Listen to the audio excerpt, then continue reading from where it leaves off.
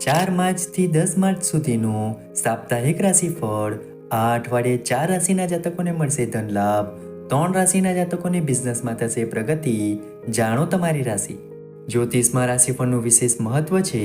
રાશિફળ મુજબ આ અઠવાડિયે કેટલીક રાશિઓને ભાગ્યનો સાથ મળશે, જ્યારે કેટલીક રાશિઓને પરિવારનો સાથ મળશે, પરંતુ કેટલાક લોકોને નુકસાન પણ થઈ શકે છે. પહેલી રાશિ છે મેષ રાશિ. આ અઠવાડિયું ખાસ કરીને મહિલાઓ માટે ખૂબ જ રાહતદાયક બની શકે છે. નવી યોજનાઓ આવશે જે ફાયદાકારક સાબિત થઈ શકે છે. તમે જે રીતે રહો છો અને વાત કરો છો તેનાથી લોકો આકર્ષાઈ શકે છે.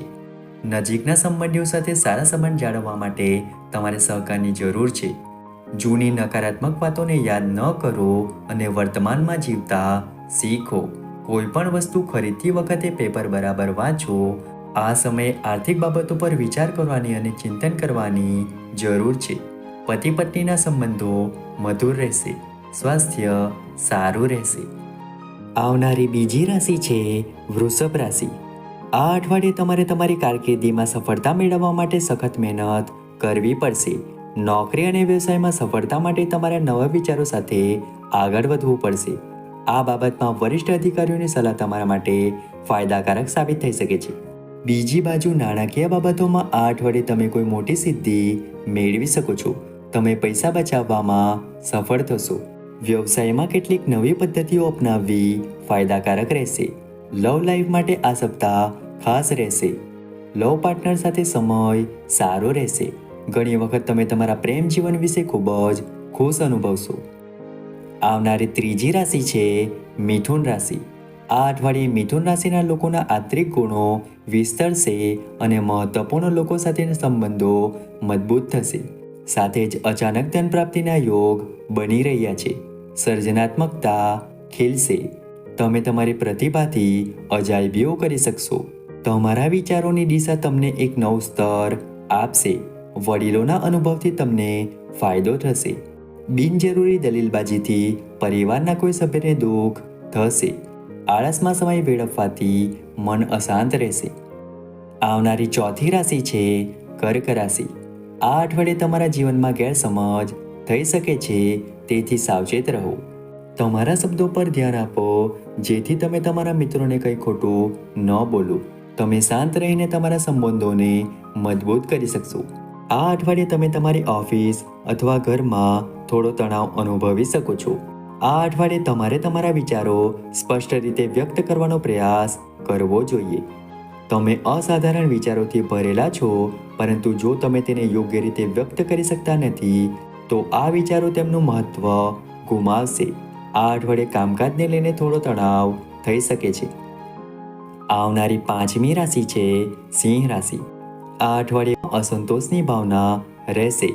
તમારી સમસ્યાનું સમાધાન શોધવા માટે ધીરજપૂર્વક પ્રયાસ કરો. આ કાળો સમય ટૂંક સમયમાં પસાર થશે.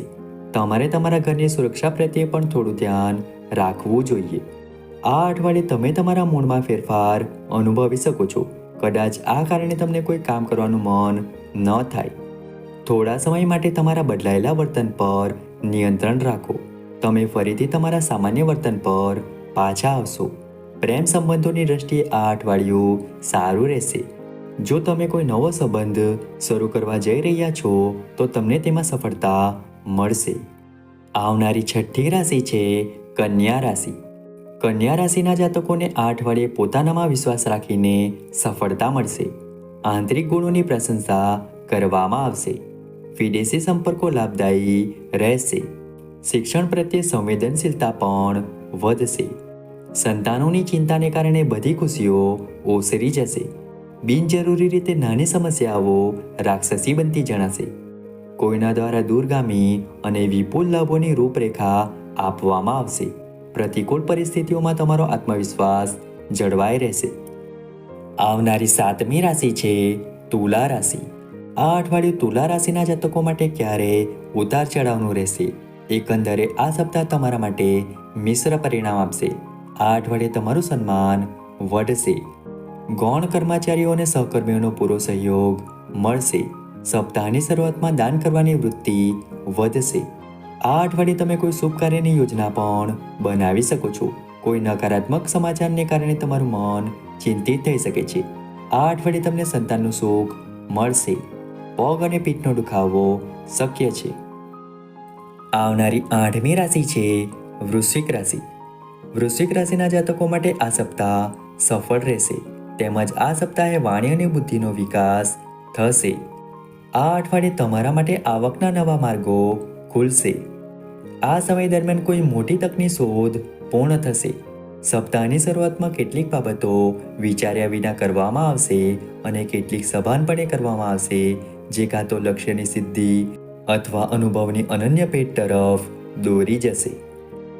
આવનારી 9મી રાશિ છે ધન રાશિ.